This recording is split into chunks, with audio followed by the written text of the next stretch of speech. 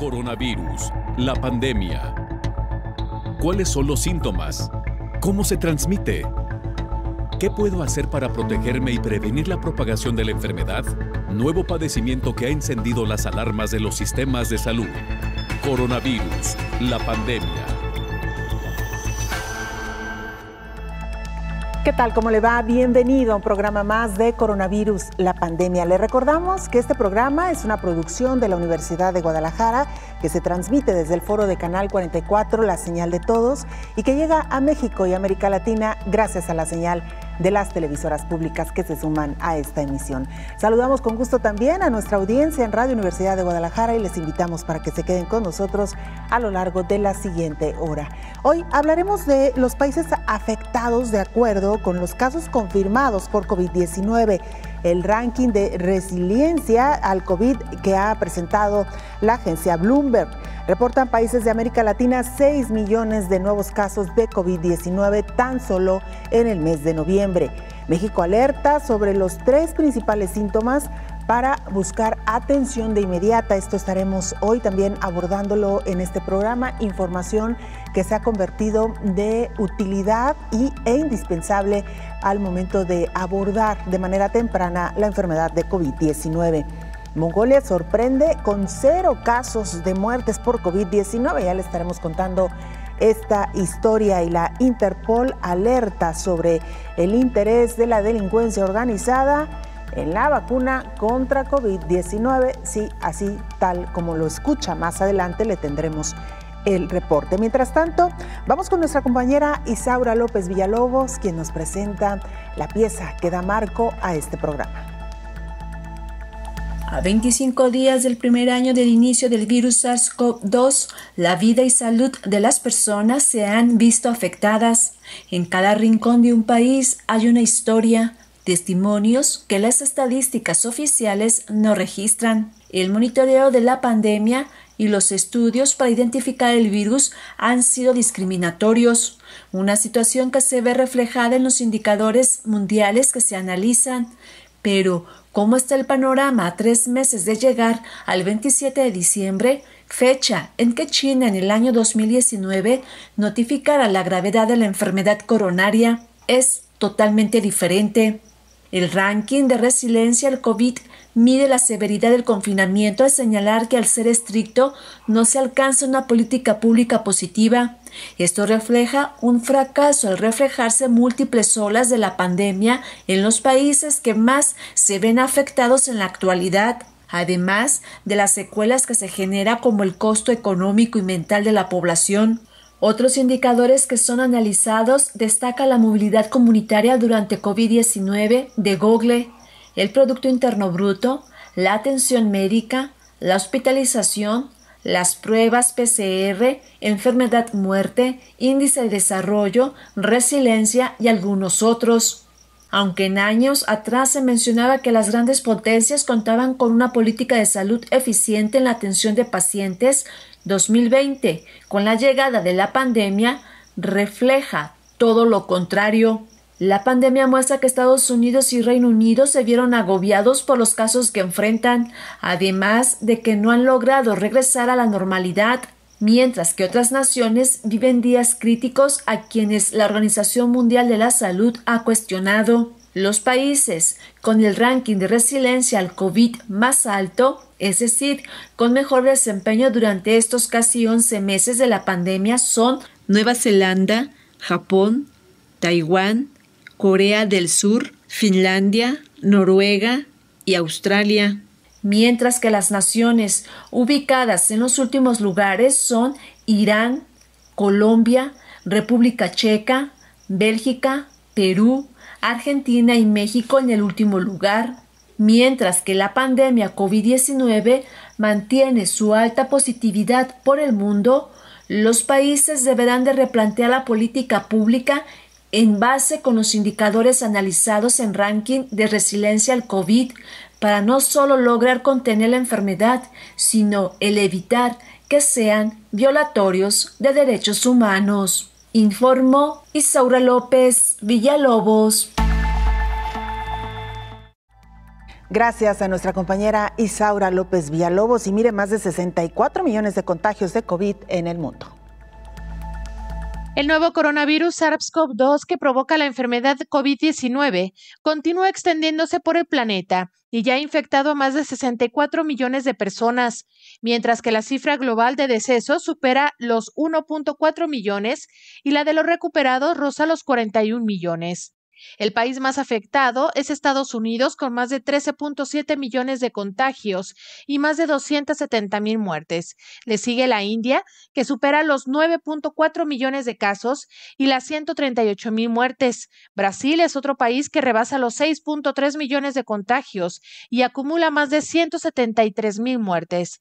Francia ha superado los 2 millones de contagios como Rusia, que vuelve a adelantar al país galo en el ranking, mientras que España suma más de 1.6 millones de casos.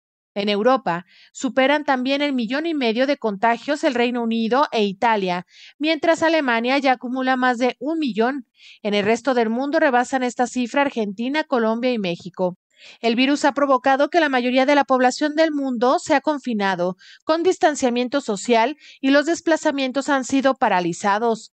La actividad económica también se ha mermado y ha sufrido una grave recesión las economías del mundo. Las naciones europeas regresaron al confinamiento en este otoño, luego del repunte de casos en la segunda ola ante la llegada del frío, informó Rocío López Fonseca. Gracias, Rocío. Vamos ahora a nuestro enlace habitual hasta Ginebra, Suiza, sede de la Organización Mundial de la Salud. Ahí se encuentra nuestra compañera Isabel Saco, corresponsal de la agencia EFE. Isabel, te saludamos. Adelante con el reporte. Hola, ¿qué tal? Buenos días, Belén, y buenos días a todo el auditorio de Canal 44. Los casos globales de COVID-19 ascendieron hoy a 63.700.000 según los datos actualizados que nos ofrece la Organización Mundial de la Salud, y las defunciones superan el 1.480.000 después de los 10.000 fallecimientos reportados ayer. América supera los 27 millones de casos, Europa los 19 millones y Asia Meridional, la tercera región más afectada, los 10.900.000. En las tres regiones se advierte cierto descenso en los casos diarios en los últimos días, más pronunciado en el continente europeo, pero se mantiene alta la curva de fallecimientos diarios. El director de Emergencias Sanitarias de la Organización Mundial de la Salud ha advertido que cuando empiece el proceso de vacunación para la COVID-19, en el que al principio se inmunizará solo a los grupos de riesgo, se espera que bajen las cifras globales de muertos, pero no las de contagios. Por esta razón, los expertos de la Organización Mundial de la Salud han apelado a la responsabilidad individual, así como a la de los gobiernos, para que continúen todas las medidas de prevención mientras las vacunas se distribuyen. Por su parte, Reino Unido ha anunciado que empezará a comienzos de la semana que viene a administrar vacunas contra la COVID-19 a los grupos más vulnerables. Ha sido el primer país en aprobar la desarrollada por la estadounidense Pfizer y su socio alemán BioNTech. A su vez, algunas de las principales farmacéuticas que desarrollan vacunas contra la COVID-19 han asegurado que serán capaces de producir miles de millones de dosis en el próximo año si se confirman los buenos resultados de sus ensayos clínicos y obtienen aprobaciones gubernamentales. Fuentes de la Organización Mundial de la Salud han afirmado que esta vez la ciencia está siendo pionera en intentar distribuir las nuevas vacunas de forma equitativa en todo el mundo antes incluso de que se desarrollen por completo. Como dato importante, la organización ha emitido nuevas recomendaciones sobre el uso de mascarillas protectoras y desaconsejan el uso de aquellas que tienen válvulas. Además, sigue recomendando a todo el personal sanitario el uso de mascarillas quirúrgicas en zonas con menor riesgo de contagio aéreo y las de mayor protección, la N95, la FFP2 y la FFP3, en zonas de mayor riesgo, por ejemplo, en áreas de atención a pacientes con COVID. Las mascarillas médicas también son recomendadas para grupos de riesgo en contextos donde no pueda garantizarse la distancia física. Para el público general, en zonas de transmisión comunitaria del coronavirus, la Organización Mundial de la Salud recomienda el uso de mascarillas no médicas, por ejemplo las de tela. Este tipo de mascarillas tendrían que tener 3 capas, una exterior impermeable, una interior que permita el paso de la humedad y una intermedia filtrante. Muchas gracias a nuestra compañera por esta información. Nos recuerda la Organización Mundial de la Salud desde el día de ayer insistiendo sobre el uso de las mascarillas, de los cubrebocas, barbijos, como se le conoce en las diferentes partes del mundo. Lo importante es utilizar una mascarilla lo suficientemente protectora para quien la usa como para quien está al frente de esa persona. Ya la Organización Mundial de la Salud especifica cuáles deben ser exclusivas para el personal médico y cuáles pueden ser de uso generalizado entre la población. Es importante usar una mascarilla, un cubreboca que tenga suficiente protección. De esta manera estaremos reduciendo el riesgo de contagiar o de contagiarnos con el nuevo coronavirus, el SARS-CoV-2. A esto hay que sumar, por supuesto, otras medidas como la sana distancia, el lavado constante de manos, evitar los lugares concurridos y cerrados además, y por supuesto salir lo menos posible de casa solo para realizar aquellas actividades realmente indispensables. Y es que mire, el número de contagios en el mundo no cesa. América Latina suma 6 millones de nuevos casos de COVID-19 tan solo en el mes de noviembre. Solo en el mes de noviembre, los países de América Latina registraron más de 6 millones de nuevos casos de COVID-19. Es casi 30% de aumento con respecto a las cifras de octubre, informó la directora de la Organización Panamericana de la Salud, Carissa Etienne. En la última semana, los países reportaron 1.6 millones de casos nuevos y 22,000 muertes. El organismo internacional ahora puso énfasis en que la pandemia afecta de manera desproporcionada a los más vulnerables, especialmente a poblaciones afrodescendientes.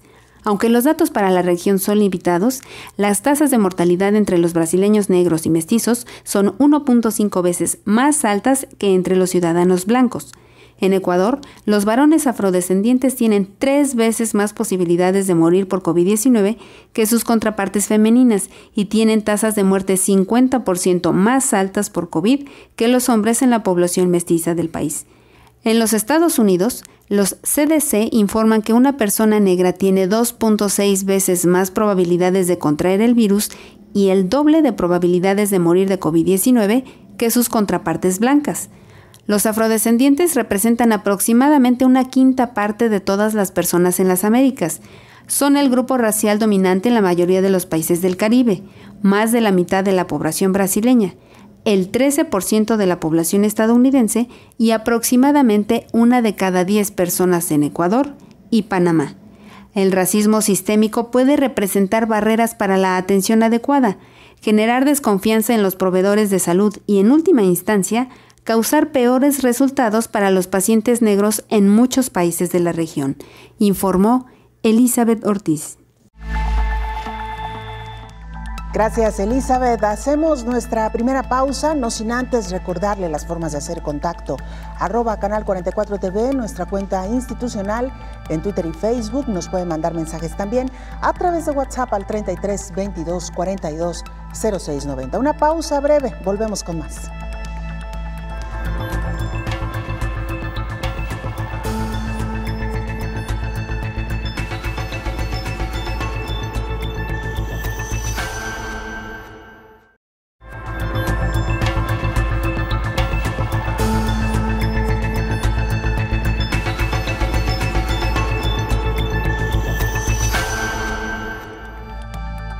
Estamos de regreso en este programa especial de coronavirus, la pandemia. Y mire, el embajador de Estados Unidos en México, Christopher Landau, un hombre que, por cierto, hay que decirlo, desde su llegada a este país ha registrado una gran cantidad de seguidores. Es un personaje muy activo en redes sociales, pero también en cuanto a su agenda. Es un hombre que se mueve constantemente por el país. Bueno, sin embargo, él ha reconocido el riesgo en los viajes frente a la pandemia por COVID-19.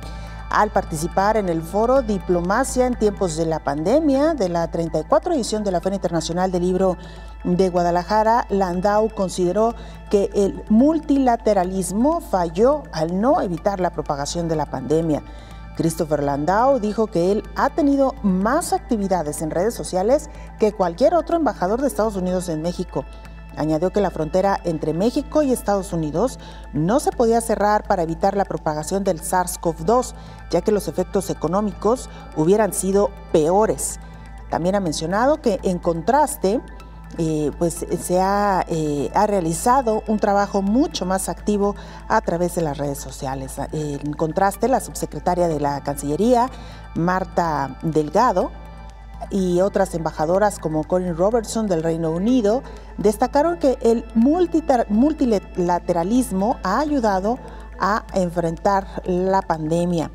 En este foro también Delgado comentó que México está por comenzar las pruebas de la fase 3 de la vacuna de CureVac en Alemania y de Janssen y Novavax de Estados Unidos. Sin duda alguna, buenas noticias en el ámbito de las vacunas, como ya se ha dado a conocer en los últimos días. Bueno, por lo pronto, ahí esta reflexión de los embajadores en este foro que se llevó a cabo en el marco de la Feria Internacional del Libro, que como usted sabe, este año se realiza de manera virtual, la segunda feria en importancia en el mundo, la más importante en el ámbito de las letras en castellano.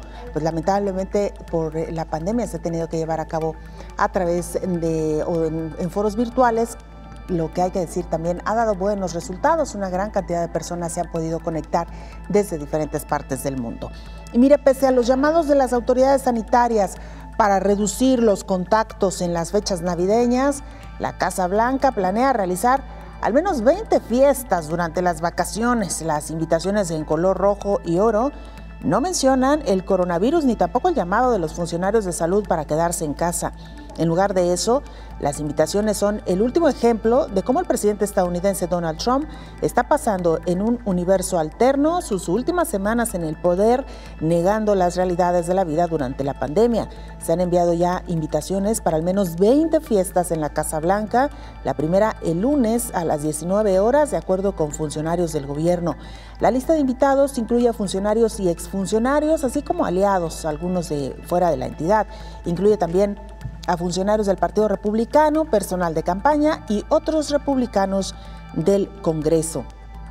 A la Casa Blanca pasará de estar actualmente con poco tráfico, luego de los resultados de las elecciones presidenciales, a sentirse ocupada con las fiestas. El próximo viernes, el presidente de Estados Unidos, Donald Trump, organizará una fiesta para el personal de la ala oeste y sus familias. También hay recepciones previstas para el 14 y 16 de diciembre, según los invitados y copias de las invitaciones. Las autoridades dijeron que había al menos 20 eventos festivos en el calendario hasta diciembre. Los últimos lineamientos que se han dado a conocer en torno a la Casa Blanca, que no está exenta, o más bien que está exenta de las restricciones de la ciudad porque se encuentra en propiedad federal.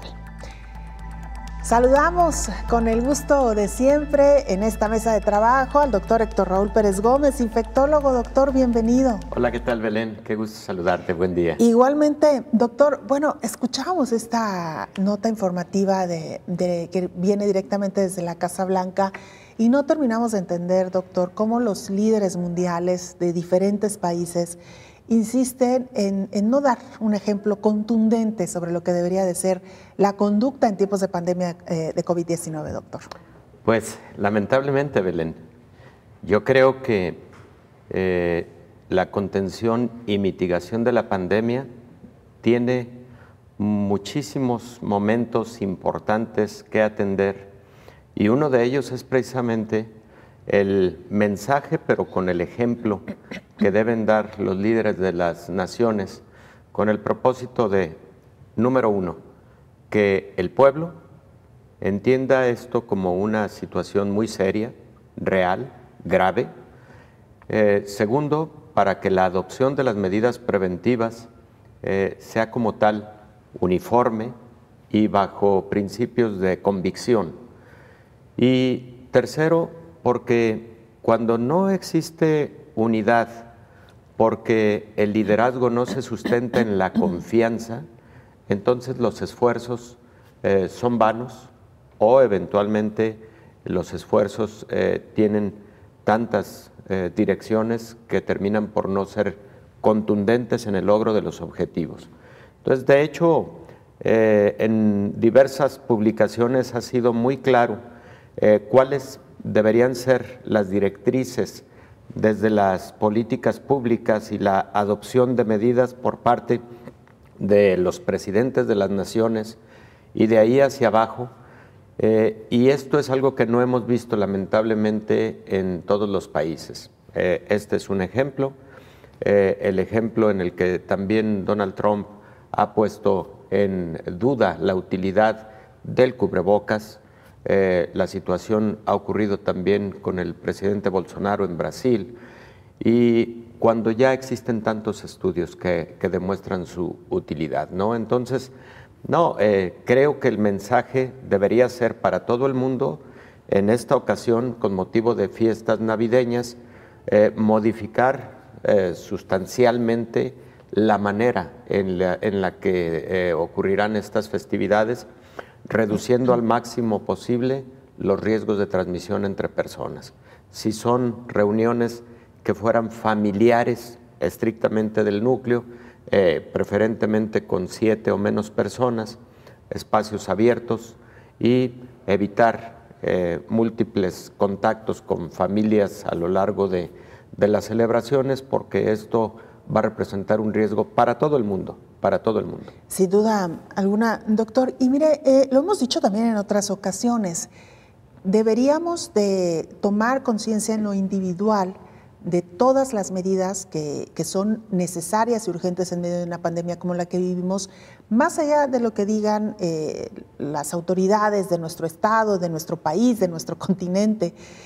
Sin embargo, sí es importante, doctor, las conductas de los mandatarios, vamos a reducirlo a este círculo, porque entonces uno empieza a cuestionarse si ellos tienen información privilegiada o cierta información que no les hace tomar estas medidas que a la que nos están, si no obligando, sí sugiriendo al resto de la población, doctor. Y me parece que nada costaría desde el ámbito de la autoridad lo que usted dice, ser muy contundentes, porque algunos mandatarios incluso han sido muy vagos al momento de responder sobre el uso, por ejemplo, de las mascarillas, o en el caso de Estados Unidos, la celebración de los diferentes festejos. Acaban de pasar Thanksgiving, por ejemplo.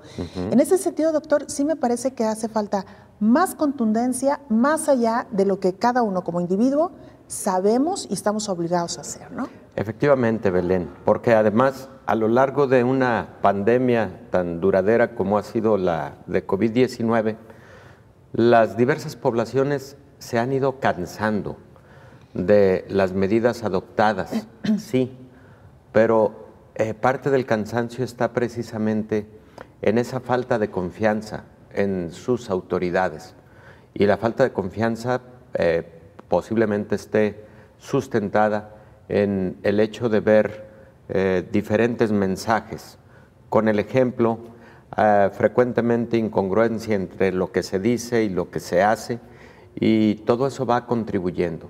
Ahora, tú lo dices puntualmente y me parece que es digno de considerar tu reflexión.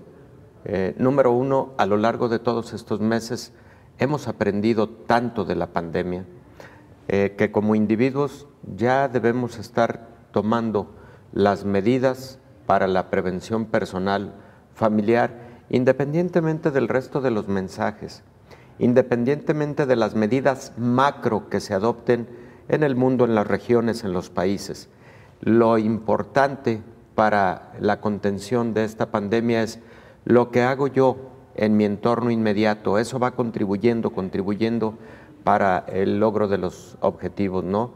Es lo individual, lo familiar, lo comunitario, y eso es lo que finalmente va a lograr la contención de la pandemia. Totalmente de acuerdo, doctor. Me gustaría quedarme así con este mensaje que usted nos deja y que nos da pie también, doctor, para iniciar con el tema que hoy nos ocupa y que tiene que ver con la resiliencia que han tenido los diferentes países precisamente frente a esta pandemia, doctor. No solamente la manera en cómo la han abordado, sino cómo se han sobrepuesto a una pandemia de esta magnitud, doctor. Claro, Belén. Y aquí no podemos dejar de hablar de la muy reciente publicación de Bloomberg en relación a este ranking, en el que, analizando una serie de variables de las que podemos hablar con detalle en un momento, pues hay países que hicieron una buena gestión de la pandemia, que han sido países que generaron una contención y que ni siquiera llegaron en momentos a la necesidad de mitigación, sino contención de la pandemia, como el caso de Nueva Zelanda, que está en el primer lugar en este ranking de resiliencia ante COVID-19, y otros países que hemos tenido una pandemia larguísima, pero además que en estos momentos estamos teniendo incremento en el número diario de contagios y en diversos momentos en récords inusitados. El caso de México, por ejemplo, en donde estamos teniendo en algunos momentos más de 12,000 casos diarios bien documentados de nuevas infecciones, cuando habíamos estado teniendo hace un par de meses en promedio 5,000, 6,000, etcétera, y hubo un momento en el que hasta 15,000 se alcanzaron la semana pasada. Entonces estamos ante un rebrote importante, o mejor dicho, repunte de los casos porque no hemos logrado mitigar la primera curva pandémica. Así es, doctor. Y también importante mencionar que aunque se pueden cuestionar ciertas cifras, ciertos análisis, doctor, al final lo vemos de manera generalizada y coincide con estos informes, con estos reportes que se están dando a nivel internacional. Pero, doctor, si le parece, vamos a hacer una pausa y claro, regresamos para entrar al detalle de este ranking que ha publicado la agencia estadounidense Bloomberg. Le recordamos las formas de hacer contacto, @Canal 44 TV, nuestra cuenta en Twitter y Facebook. Nos pueden mandar mensajes también a través de WhatsApp al 33 22 42 06 90. Regresamos.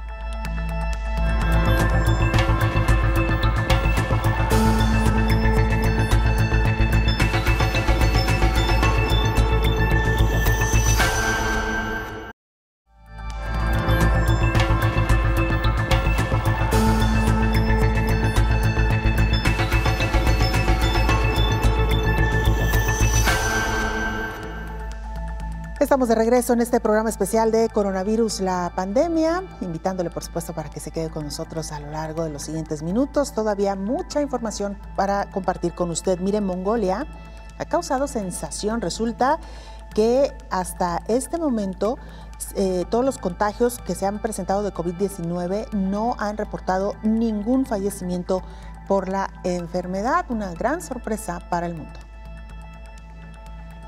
Mientras que en Europa y América se vive una intensa segunda ola de coronavirus, hay algunos países que ni siquiera han detectado un solo caso de fallecidos. Ese es el caso de Mongolia.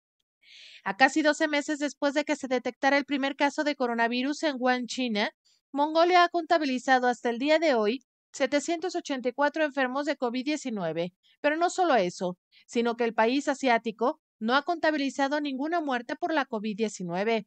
La sanidad pública de ese país no se compara con la de países de primer mundo como Gran Bretaña o Alemania. Y sin embargo, la gestión ante la emergencia ha sido de las mejores en el mundo. Ningún fallecido y menos de 1,000 contagios.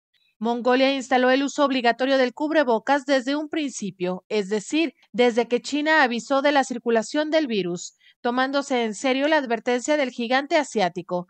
Nada que ver con los países europeos o americanos en los que la mascarilla no ha sido obligatoria hasta 4 meses después en algunos casos. La población de Mongolia es de tan solo 3.3 millones de habitantes, pero el clima es muy frío y su proximidad con China podría haber sido un factor de riesgo. Sin embargo, no ha sido así hasta el momento. Este país emitió una alerta sanitaria desde el 10 de enero y desde esa fecha, el sistema sanitario, mucho más precario que en el resto de los países, empezó a hacer test a sus ciudadanos e incluso comenzaron a monitorizar a todos los pacientes con neumonía. En febrero comenzaron a hacer regresar a sus compatriotas en el extranjero, a quienes realizaron test inmediatamente al aterrizar en el país, algo que no se hizo en lugares como España, Estados Unidos, Italia, entre muchos más, informó Rocío López Fonseca.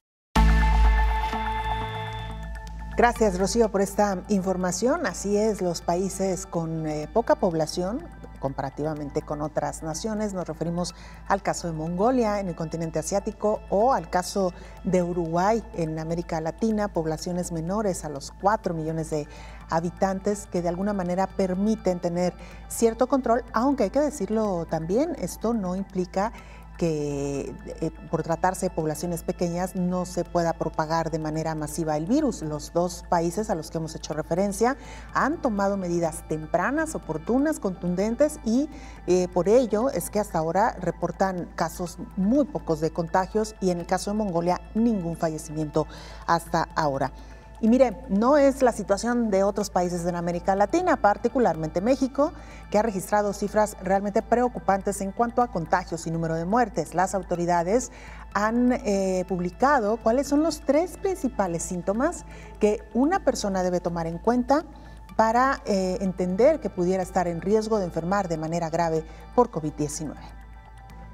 Solo en el mes de noviembre, los países de América Latina registraron más de 6 millones de nuevos casos de COVID-19. Es casi 30% de aumento con respecto a las cifras de octubre, informó la directora de la Organización Panamericana de la Salud, Carissa Etienne. En la última semana, los países reportaron 1.6 millones de casos nuevos y 22,000 muertes. El organismo internacional ahora puso énfasis en que la pandemia afecta de manera desproporcionada a los más vulnerables, especialmente a poblaciones afrodescendientes. Aunque los datos para la región son limitados, las tasas de mortalidad entre los brasileños negros y mestizos son 1.5 veces más altas que entre los ciudadanos blancos. En Ecuador, los varones afrodescendientes tienen 3 veces más posibilidades de morir por COVID-19 que sus contrapartes femeninas y tienen tasas de muerte 50% más altas por COVID que los hombres en la población mestiza del país. En los Estados Unidos, los CDC informan que una persona negra tiene 2.6 veces más probabilidades de contraer el virus y el doble de probabilidades de morir de COVID-19 que sus contrapartes blancas. Los afrodescendientes representan aproximadamente 1/5 parte de todas las personas en las Américas. Son el grupo racial dominante en la mayoría de los países del Caribe, más de la mitad de la población brasileña, el 13% de la población estadounidense y aproximadamente 1 de cada 10 personas en Ecuador y Panamá. El racismo sistémico puede representar barreras para la atención adecuada, generar desconfianza en los proveedores de salud y, en última instancia, causar peores resultados para los pacientes negros en muchos países de la región, informó Elizabeth Ortiz. Gracias, Elizabeth. Bueno, más adelante le presentaremos esta pieza informativa en el que las autoridades mexicanas están alertando a los ciudadanos sobre los 3 síntomas, los 3 principales síntomas que deben atender para tomar como referencia al momento de acudir de emergencia a un hospital y sobre todo tomar las medidas también en casa. Doctor Héctor Raúl Pérez Gómez, hablábamos de este ranking que publicó la agencia estadounidense Bloomberg sobre aquellos países que mejor han manejado la pandemia, doctor, y escuchábamos ya casos como los de Mongolia, decía yo el caso de Uruguay también. No claro. Tiene siempre que ver con población, doctor, tiene que ver con las medidas, ¿no? Claro. Hay muchos países con con baja población que sin embargo han sido muy impactados. Es evidente que mientras más compacta la población se puede tener mayor control sobre una epidemia o sobre una pandemia, pero también volvemos al tema de los líderes de las naciones, los sistemas político-económicos de las naciones. Por ejemplo, el caso de China es particularmente ejemplar. Ahí empezó la pandemia. Ellos se enfrentaron al nuevo patógeno. Ellos enfrentaron los nuevos casos de una enfermedad desconocida que ocurrieron en noviembre del 2019. Ahí empezó. Y ellos, con todas las medidas adoptadas, con la velocidad con la que actuaron, sobre todo con la contundencia con la que el sistema actuó, particularmente en función del aislamiento social, logran en escasos 2 meses contener la pandemia y se quedan en menos de 100,000 casos, Belén, si revisamos las estadísticas al día de hoy. Estoy seguro que nos vamos a encontrar con que China no rebasó los 100,000 casos. mientras que los Estados Unidos, por ejemplo, están en estos momentos en cerca de 13 millones de casos. ¿Qué está pasando con los países europeos? México tiene en estos momentos más de 1.300.000 casos de COVID-19 y tiene más de 100.000 fallecimientos, es decir, México ya tiene más fallecimientos que el número de casos de COVID que tuvo China.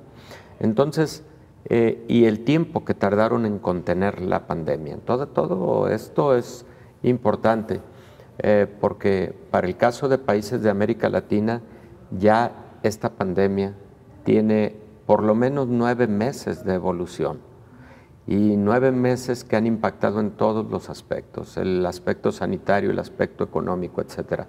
En algunos países de América Latina se habló de que el primer objetivo para enfrentar la pandemia era no necesariamente abatirla, no necesariamente contenerla y mitigarla, sino mantener un número de casos manejable que permitiera no saturar los sistemas de atención, particularmente los sistemas hospitalarios.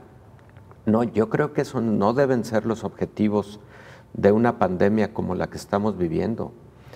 Creo que los objetivos debieron haber sido el menor tiempo posible, el menor número de casos posible, porque de otra manera está ocurriendo lo que ya en el día a día escuchamos en todos los rincones. Las personas cansadas, perdiendo la disciplina en el uso del cubrebocas, y eso como consecuencia, mayor número de casos, cada vez, y una pandemia que si bien es cierto, tenemos las vacunas en la antesala y tenemos cifrada mucha esperanza en las vacunas, sí, Belén, pero vayamos a una reflexión. ¿Cuántas vacunas se van a producir para el 2021? 2.000 millones de vacunas o de dosis en la conjunción de todas las compañías farmacéuticas que las están desarrollando. 2.000 millones. Somos 8.000 millones de personas en el mundo. Es decir, en el 2021 solamente habrá quedado vacunada el 25% de la población.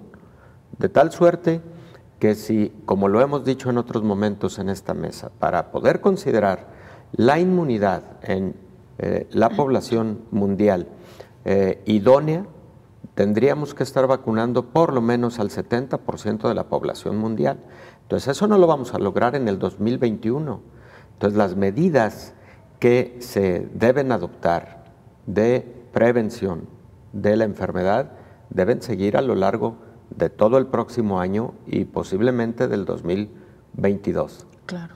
De otra manera, y además, las vacunas, protección del 90-95% es lo publicado con las que están en este momento liderando y ya concluyendo fase 3, muchas de ellas ya autorizadas por las agencias regulatorias, como el caso de Reino Unido, que empieza a vacunar dentro de 3 días, gracias a que ya le autorizaron a Pfizer la entrada y la distribución en el país. Sí, pero a ver, también hay que considerar cómo va a responder una determinada población a una vacunación cuando existen condiciones también específicas, particulares de una población. ¿La respuesta inmune será igual en las personas con obesidad o con obesidad mórbida? Por lo tanto, la inmunidad será adecuada, suficiente en países con altas prevalencias de obesidad, como es el caso o de México. diabetes, como el caso de México, por ejemplo. Todo eso hay que tenerlo en consideración. Claro que los estudios de fase 3 incluyeron población de diversas características, ¿no? Pero la historia nos ha enseñado que para algunos biológicos la respuesta del sistema inmune es menos óptima cuando se tienen ciertas condiciones de salud, como obesidad, por ejemplo, y obesidad mórbida. Entonces, todos esos factores se deben ir tomando en cuenta. Y para el 2021 solo 25% de la población estará vacunada.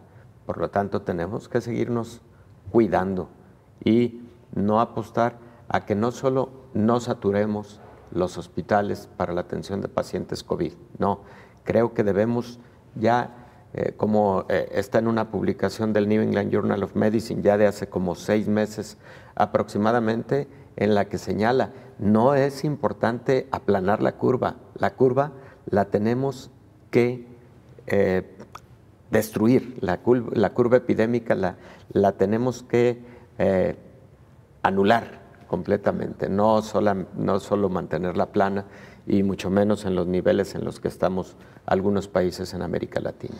Así es, doctor, y por ello, como usted bien lo ha dicho, las medidas tendrán que seguir a pesar de que ya se tengan en puerta varios biológicos. No alcanzaremos todos a ser vacunados en esta primera fase, serán algunos grupos que ya han sido establecidos, casi que de manera generalizada, doctor, porque incluso algunos países dicen que van a anunciar próximamente su esquema de vacunación, pero me parece que en términos generales los lineamientos son mundiales, doctor, ¿no? Estamos hablando del personal médico, estamos hablando de los adultos mayores, de los grupos de riesgo que tienen comorbilidades. Y sí, es verdad que en algunos casos se están hablando, por ejemplo, incluso de la población de los maestros, ¿no? Los profesores, así es la población magisterial que también tendrá que ser vacunada en esta primera etapa. Claro, las estrategias seguramente van a tener muchas coincidencias, pero el orden de vacunación de los grupos creo que va a ser igual para todo el mundo. Primero personal de salud y luego grupos de alta vulnerabilidad. El magisterio me parece que es un grupo que debe ser incluido por la posibilidad futura de retorno a actividades escolares presenciales, situación que debe hacerse con mucho cuidado, pero con mucho cuidado por la experiencia que se ha vivido con algunos países, sobre todo Europa. Muy bien, doctor, vamos a hacer una pausa y cuando regresemos le vamos a contar a nuestra audiencia algunos detalles de cómo se elaboró este ranking de resiliencia al COVID, que incluyó a 53 economías, las más grandes, con base a su éxito en la contención del virus. ¿Cuáles fueron algunos de los elementos que consideró esta agencia para elaborar el ranking mundial? Con esto regresamos después de la pausa.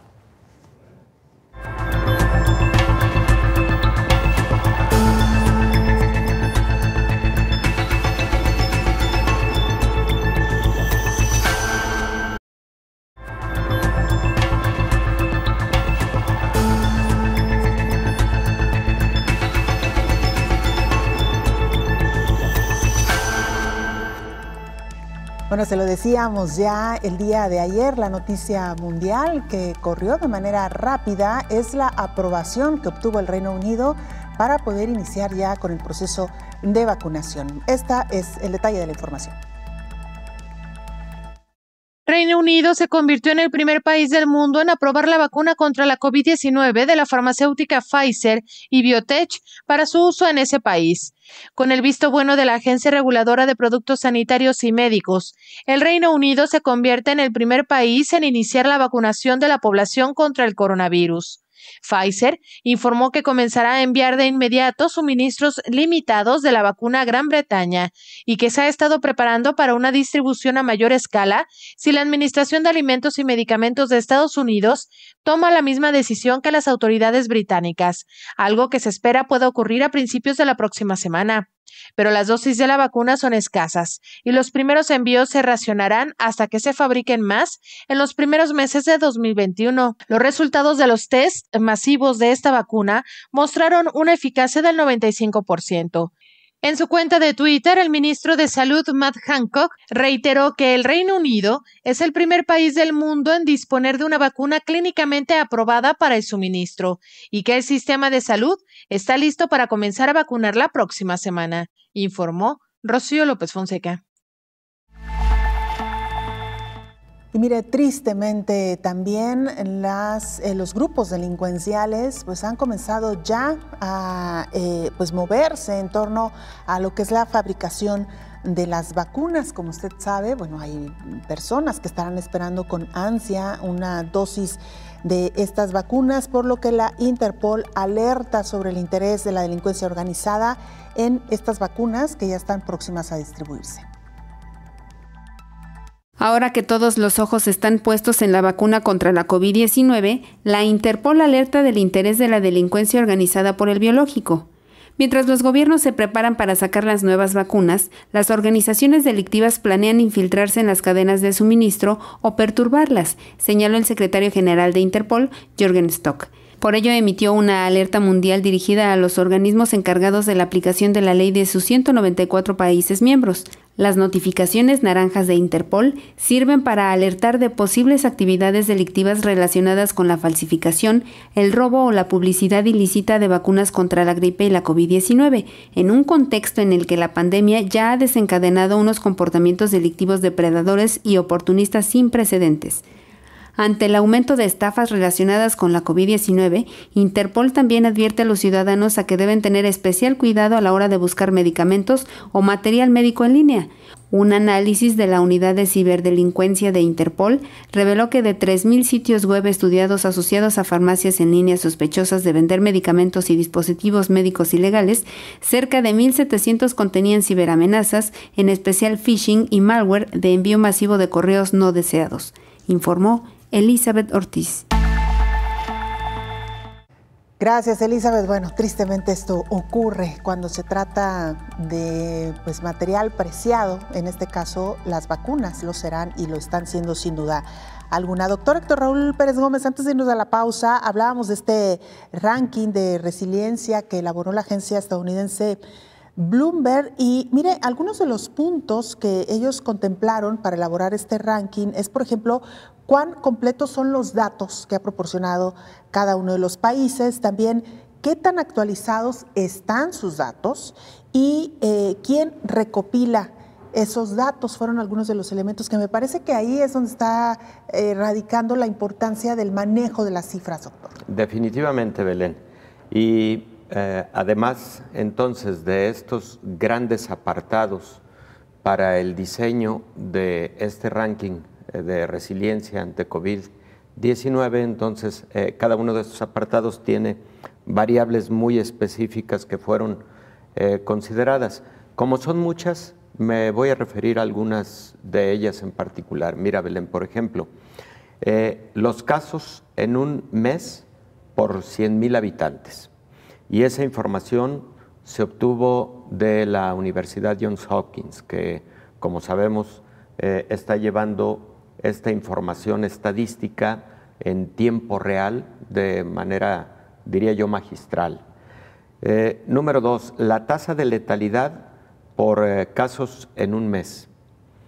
Número 3, las muertes totales por millón de habitantes. Número 4, la tasa de pruebas positivas.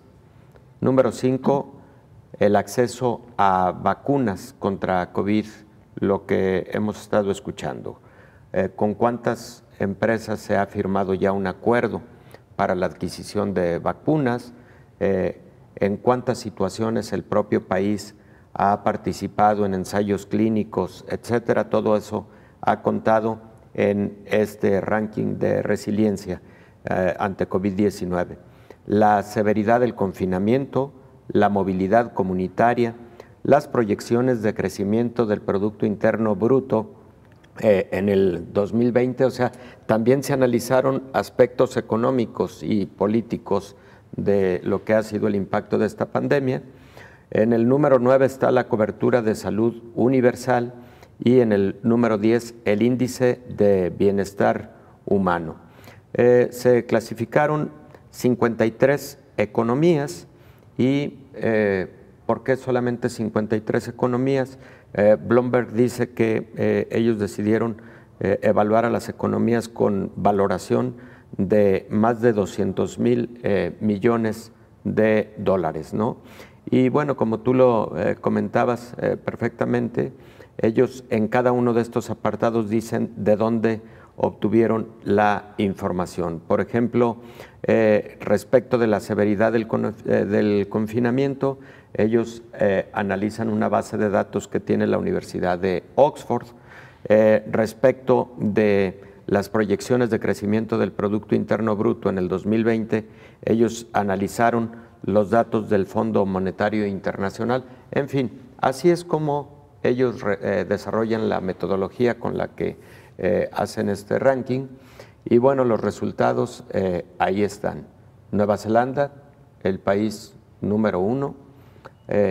Otros países que han sido ejemplares en este sentido, como Corea del Sur, que si mal no recuerdo está en el tercero, en el cuarto lugar, después de Japón y Taiwán, que ocupan el segundo y tercer lugar. Eso es. Y luego viene Finlandia, doctor, en el quinto lugar. Lo habíamos platicado aquí, ¿verdad? Y Nueva Zelanda, ¿recuerdas? Noruega y Austria en el sexto y séptimo lugar. Y luego, si nos vamos ya a lo último, hablaremos, por ejemplo, que en el lugar 47 se encuentra Irán, en el 48 Colombia, en el 49 la República Checa, en el 50 Bélgica, que llama la atención por ser un país desarrollado, Perú en el lugar 51, Argentina en el lugar número 52 y en el último lugar México, en el sitio número 53. Sí, y es que lo que viene ocurriendo en las últimas semanas es impactante.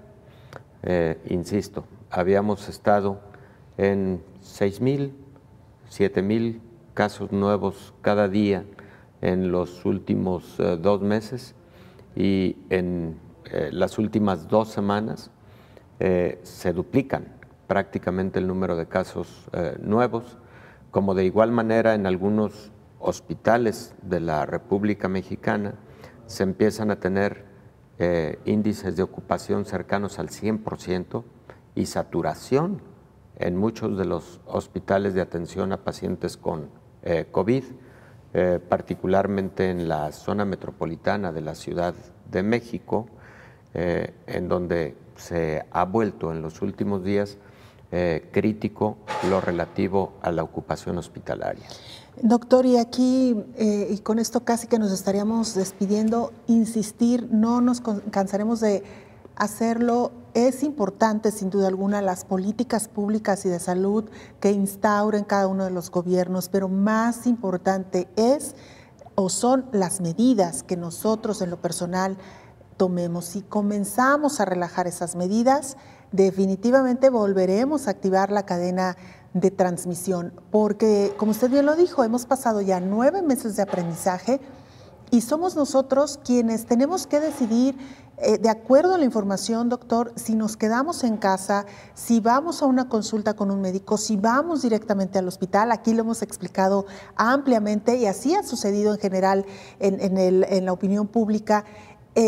¿Cuándo poder someternos o no a una prueba? Afortunadamente, y me parece que, doctor, en la mayoría de los países se tienen estas unidades donde las personas pueden acudir a hacerse una prueba PCR, solicitarla para que puedan saber si tienen o no el virus y con ello poder aislarse y cortar las cadenas de transmisión. Y esto, doctor, va más allá de lo que la autoridad diga. Ahí están las herramientas, ahí están las opciones y las posibilidades. Lo más importante, que son medidas relativamente sencillas: uso de cubrebocas, lavado de manos, la sana distancia, el no acudir a lugares públicos donde hay concentración masiva de personas. En la medida, usted lo dijo clarísimo, doctor, al principio, si atendemos estas medidas en lo personal, vamos a ayudar muchísimo en lo colectivo. En lo colectivo, doctor. Claro, Belén, y además ya ha sido tiempo suficiente para ese aprendizaje de cada quien, de cada cual. Todo empieza con nosotros mismos. Sí, luego existen controversias hasta de orden político en diferentes niveles en el mundo. Hombre, Donald Trump tuvo serios conflictos con la propia Organización Mundial de la Salud, con algunos de sus científicos y académicos, como el doctor Anthony Fauci, etcétera. Sí, si ocurren todas esas cosas, a veces hasta se entienden ante un fenómeno tan impactante como lo es una pandemia, pero lo que cada quien haga independientemente de esos roces políticos es lo más importante, lo que cada cual hagamos en nuestro ámbito de competencia. Me parece que, y para concluir, doctor, en este ranking se debió de haber medido la respuesta de la población, la disciplina de la población ante las medidas y las instrucciones que dan las autoridades. Sí. Hay uno solo de estas variables que me parece que lo analiza un poco, que es la movilidad comunitaria. Pero creo que podrían haberse incluido más variables. De alguna manera, medir, por ejemplo, el uso de cubrebocas. Claro. Porque se tienen ya algunos estudios, sobre todo de encuestas comunitarias sobre el uso de cubrebocas. Creo que debería incluirse y a lo mejor igual Bloomberg va a estar haciendo este ejercicio de manera periódica. Vamos a verlo. Como siempre, muchas gracias. Qué gusto siempre, Belén. Muchas gracias a ti. Gracias, doctor. Nosotros nos vamos. Gracias por habernos acompañado. Le invitamos para que nos sintonice en la siguiente emisión de Coronavirus, la pandemia. Hasta entonces. Coronavirus, la pandemia.